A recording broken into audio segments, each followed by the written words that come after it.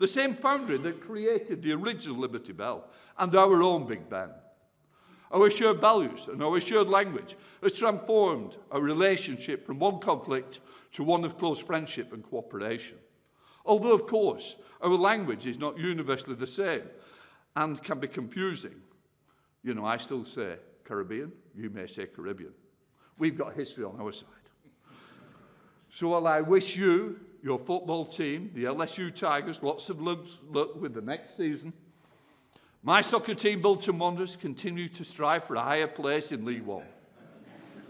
However, I think both teams have coaches under pressure to get their teams back to form. But of course, the true sport is rugby league. Today, Mr. Speaker, I offer you my hand in friendship, ongoing friendship between our two nations, the United Kingdom and the United States, united in our democratic foundations of belief in freedom. I hope, Mr. Speaker, that you and your wife, Kelly, have enjoyed your visit to Parliament and the platform it offers you to speak to our parliamentarians. Mr. Speaker, the floor is yours. Thank you, everybody.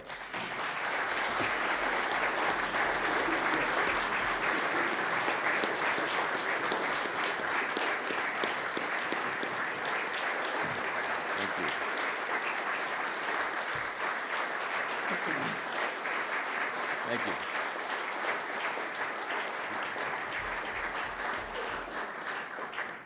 Thank you sincerely. Thank you, Mr. Speaker, Lord Speaker, Ambassador Stevens, members of the House of Commons, members of the House of Lords, and so many esteemed guests. It is a great honor for us to be here, a tremendous pleasure to be with you all. Speaker Hoyle, thank you for those kind words, your gracious invitation to be here today, my friend. It means so much to us. It's a real detriment to follow Speaker Hoyle. I don't like to do this. At the G7 speakers meetings, I just want you to know when he gets wound up and going, it's just like Churchill, and it goes on and on and on. And I try to speak before him at all times. I don't want to follow, but really, really grateful to be here. He has become a dear friend, and all of you, we've met so many great friends. My wife Kelly and I are truly touched by how warmly we've been received here, and having met so many of you in the past couple of days, we walked away with this sense that we do have close and dear friends here across the pond, and we have this shared heritage, and we treasure that. It is a profound honor to be speaking in Parliament today, to be the first U.S. Speaker of the House ever given this honor, and I take it very seriously. As proud Americans, it is as though we have returned to the spiritual birthplace of our own nation, and the history here, the weight of it is palpable, as you know. It gives you a certain sense of just being serious. I was going to roll on with a bunch of jokes this morning, but it doesn't feel right to be in this place at this time.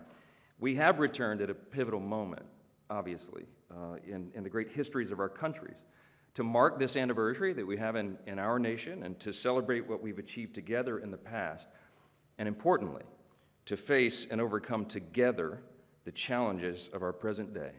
And I want to tell you, my friends, we will do that together. That's what I bring you that message.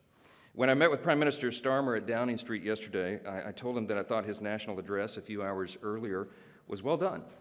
He noted, of course, that the UK and the US are close allies and that our strong, constructive partnership all these years has been built on mutual respect and focused on results.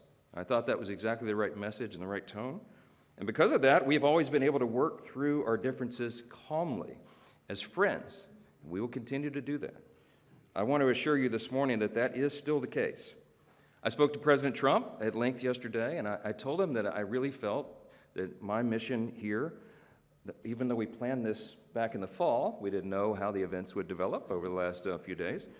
But I told the President that I felt that my mission here today was to encourage our friends and help to calm the waters, so to speak, and I hope to do so.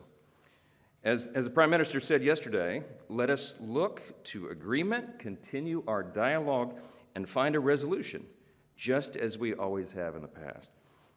And in that process, I am confident that we can and will maintain and strengthen our special relationship between these two nations, send a message of unity and resolve to our allies around the world, and remind our adversaries and the terrorists and tyrants everywhere that our nations that are dedicated to freedom and justice and order and human dignity are stronger and more resolved now than ever before. I think it's a very important message. Of course, we do gather here at a unique and consequential moment in American history. This year, as noted, is the time we mark our 250th anniversary of our independence. Now, I know this is not a long span of time in the scale of human history. I get that. We were touring the 1,000-year-old Windsor Palace a day or so ago, and that really set it into reality for us. At the dinner we had here last night that Speaker Hoyle and Lady Catherine graciously hosted for us, it was not lost on me that there at my table were items of silverware older than my country. Puts it in perspective. But this year in particular, we remember just how far we really have come, how our nations have evolved and grown and strengthened in so many ways together. America's founders embarked on what was a radical experiment, of course, a government of, by, and for the people, ruled by laws and based on the self-evident truth that all men are created equal and free. That experiment transformed 13 disparate, distant colonies from the world's largest empire into what became the world's freest and most successful self-government in human history. For Americans, this year is not simply a celebration, it is an invitation to come together and to ask what we are doing in our own time to preserve and fortify that experiment and all of the blessings of liberty and opportunity and security that we enjoy today, and frankly, sometimes too often take for granted. We have a stewardship obligation to maintain these blessings, and all of us in the West, all of us together, are facing real challenges today that we must acknowledge and confront, and we do that best together. Across the pond, Congress and the Trump administration have been working very hard. We're trying to usher in a new golden age for our country, as we say. We're marshaling every resource we have to make America safer and stronger and more prosperous than ever before. And I'm very bullish on the prospects of doing that. We must do this because we know those hostile to the West and to our shared values are engaging in increasingly sophisticated forms of subversion and espionage. We see China, Russia, and Iran grow more aggressive and emboldened as they intensify their efforts to exert economic, political, and military influence around the world. We see a callous disregard for basic human rights, new provocations, and even the theft of intellectual property on a scale like we have never seen before. Clearly, President Trump is taking seriously the modern and dynamic threats that China and Russia pose to our global security, especially in focus the last few days as it relates to the Arctic.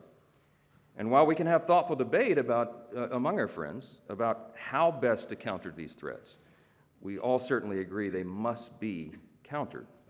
We ignore these threats at our peril. And I want to hasten to express our gratitude to the UK and to all of you for joining us in some of our most recent actions to deter these hostile regimes, including the recent seizure of a black market vessel seeking to circumvent oil sanctions. That was a big help to us. That kind of open dialogue and partnership is a great example of how we can work together to ensure our collective defense around the world. It is an objective and obvious truth that a strong America is good for the entire world, and a strong UK is as well. At the same time, it's also obvious that we have to take care of our own houses, so to speak, before we take care of the neighborhood. And let's be honest, among friends here, in both of our nations, there is a need today to fortify our houses against internal challenges as well. In the West, if we make an honest assessment, we must acknowledge that our long-term prosperity and security are currently being undermined by, let's call it a crisis of self-doubt. It's been developing now for years. Elite institutions today tell the young and impressionable that our story is one of oppression and hypocrisy and failure. Our brightest minds are too often taught to view our history only through the lens of its sins. And we see the work of international organizations and transnational bodies hinder the very spirit of creativity and industriousness and daring that our nations were built upon. We have faced this in America just as you have here, a truly menacing skepticism towards history and our national institutions. And it's even come to the point where even great heroes like Sir Winston Churchill are questioned for their legacy. What has taken hold is a mindset that defines itself not by what it loves and seeks to preserve, but instead by what it condemns and seeks to tear down. And this growing disaffection we see, particularly among our younger citizens, is a serious threat to the health of both our nations. If the next generation is never exposed to the deeper wisdom of the Western world, or the enduring tradition of the British Parliament, or the genius of America's model of Republican self-government, then why would they feel any obligation to defend or preserve them? Fortunately, history teaches us an important lesson. Just over half a century after American independence, our country faced a moment of reckoning. It was 1838, and for the first time in our short history, America's founding fathers, the men who had led us through the turbulent years of our young nation, were no longer there to guide us. A growing disregard for the rule of law had taken hold at that time, and the cries of mob rule threatened every part of our country. A young legislator at that time, concerned by what he saw as America's deteriorating regard for its past, charged his countrymen with an important choice. Would they uphold their duty and preserve the blessings for which their fathers pledged their lives, their fortunes, and their sacred honor? Or would they continue on the path of decline and self-destruction? The answer was simple, he said. This experiment in liberty could not survive unless the principles enshrined in the Declaration and institutionalized in our Constitution became their shared civic faith. That rising statement, he was just 28 years old at the time, would one day become president, and he would be called to confront the greatest stress test of the American experiment yet. His likeness stands just a few feet away from here, where we're gathered today, watching over Parliament Square. Abraham Lincoln, of course, wisely understood that the philosophy of the schoolroom in one generation is the philosophy of government in the next. He knew that our national renewal would not come from repudiating our past, but rather from renewing and recommitting to our best principles, to appealing to the better angels of our nature. The struggle of Lincoln's time shows us that though America may be 250 years old, the question of how best to steward this grand experiment has always been with us. And age-old questions require age-old wisdom. In the West today, we see faith in our foundations and our shared inheritance weakening. And what we have to do is channel the wisdom of our predecessors to chart our own renewal. So what does renewal require? Just a few things. Well, first, it requires remembrance. This is a biblical admonition, in fact. We're to remember our blessings and from where we came. And the great British philosopher G.K. Chesterton warned, every high civilization decays by forgetting obvious things. Things like the dignity of the individual, the stabilizing role of the family, the human yearning for meaning and purpose, and the indispensable relationship between freedom and virtue. In short, we have to remember our foundations, and we have to describe what they are, because the generation behind us seems not to understand this. As Chesterton observed, America was founded on a creed that was set forth, he said, with dogmatic and theological lucidity in the second paragraph of the Declaration of Independence. We hold these truths to be self-evident, that all men are created equal, endowed by their Creator with certain inalienable rights, that among these are the rights to life, liberty, and the pursuit of happiness. That profound acknowledgement of obvious and undeniable truth shook the foundations of Western democracy, and with it, the course of human history. Our founders recognized that all of us are made in the image of God, and because of that, every single person has inestimable dignity and value. And our value is not related in any way to the color of our skin or what town or village we hail from, what our talents are, etc. Our value is inherent because it is given to us by our Creator. We built an entire nation upon that premise. And just as our citizens are endowed with God-given and unalienable rights, all nations and all people should adhere to the obvious laws of nature and of nature's God, as our documents say. In his farewell address, the father of our country, George Washington, gave all of his advice that echoes down through his countrymen, even today, and echoes down through the generations in reminding us how we would keep this republic, how we would keep this grand experiment in self-government. And he said famously, of all the dispositions and habits which lead to political prosperity, religion and morality are indispensable supports. And John Adams was our second president, and he said famously, our Constitution is made only for a moral and religious people. It is wholly inadequate to the government of any other. The late Prime Minister Margaret Thatcher put it even more simply. Freedom, she said, will destroy itself if it has no purpose. Lady Thatcher, just like our founders, understood that free societies that lacked a shared moral and civic foundation inevitably turn elsewhere to compensate. And that reminds us of another important lesson from history. A healthy renewal requires the participation and stewardship of each successive generation. Here, too, the example of the American Revolution proves so instructive. Our founders didn't seek to build a new nation on pure abstraction or mere ideology, nor did they abandon the brilliance of the British tradition, even if they opposed the empire itself. Instead, they drew on the joint inheritance of the English-speaking world, an inheritance rooted in the wisdom of classical thinkers, asserted in the Magna Carta, embraced in common law in the writings of John Locke, and articulated in the Bill of Rights of 1689. These principles found, in the words of Sir Winston Churchill, their most famous expression in the American Declaration of Independence. For Americans, our independence is not a rebuke of our British roots, but rather a renewal of what is best, the best of what Britain had to offer the world. If renewal requires remembrance and stewardship, it also requires responsible citizens. Strong institutions are essential, of course, but when people are taught that their lives are determined by systems and structures, responsibility quickly disappears, and with it, their purpose and their meaning. In both of our nations, we have too many people today on the sidelines, particularly younger generations. We should want our citizens involved, gainfully employed, and contributing to their communities, of course.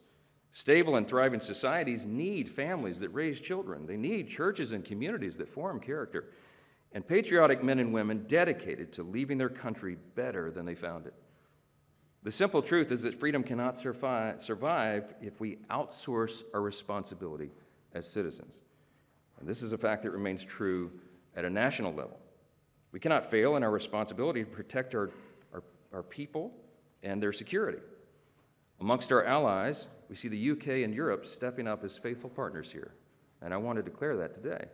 Whether it's NATO's nation's historic commitment to raise their investment in defense, which we applaud, or the AUKUS alliance deepening its cooperation in submarines and undersea defense, our partnership is proving that nations can prioritize their individual interests responsibly and at the same time make strides towards strengthening alliances and preserving the freedom and sovereignty of our nation states.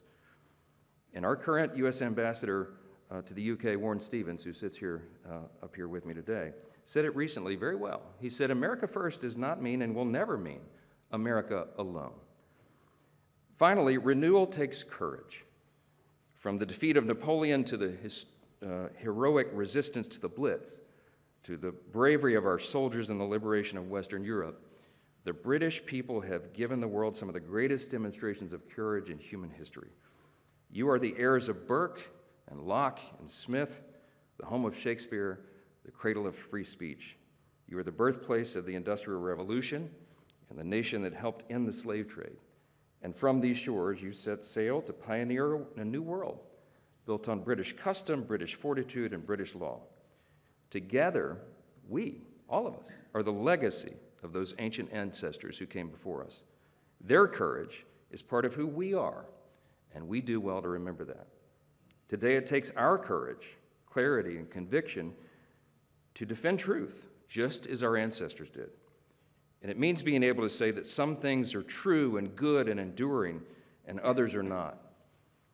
And to call evil and madness what it is. It means repairing what we see in clear disrepair, from restoring, for example, secure borders that protect from the real and measurable harms of mass uncontrolled migration, to pushing back on policies that erode our citizens' most basic liberties, especially the fundamental freedoms of speech and conscience. History teaches us we can never go down the road of censoring and silencing unpopular opinions because liberty is kept alive in the free marketplace of ideas. History further teaches us that the best solution to the problem of free speech is always more speech. And those being unjustly persecuted for exercising those freedoms, such as Jimmy Lai, the British national being held in Hong Kong, must be defended. and the U.S. stands with the U.K. as you work to free him. As we chart our renewal, America has no intention of walking alone. In fact, to do so would be self-defeating. More than ever before, we need the British people to be great and proud and patriotic, and you are, to work in close concert with us as partners and friends, and to defend the security of the Western world.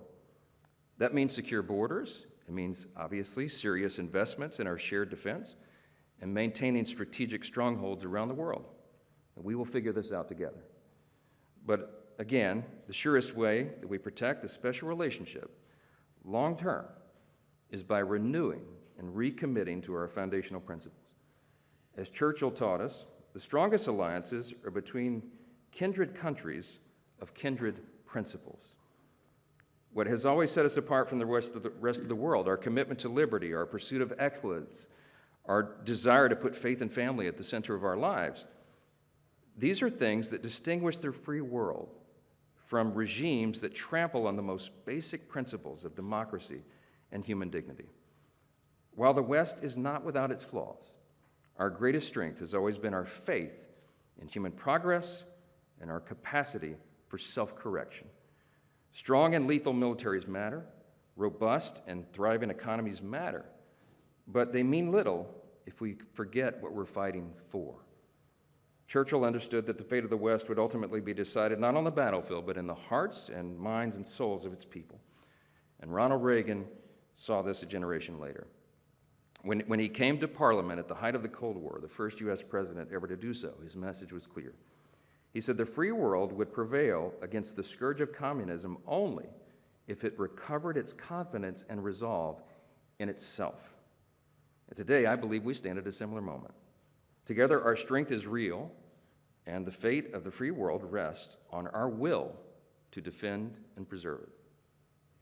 Today, ultimately, our renewal depends on whether we, as leaders and citizens, equip the next generation, whether we arm them with the confidence to articulate the ideals of the West and the will to defend them, not to shrink into national reluctance, but to stand strong in national pride. Because our countries really do have an unparalleled heritage of achieving good and advancing mankind, both individually and in this trusted partnership. Thankfully, our special relationship has always proven much more powerful and enduring than the enemies we face. Together, we represent a common history and heritage, and the greatest, most free, most prosperous, most successful, and benevolent civilization the world has ever known.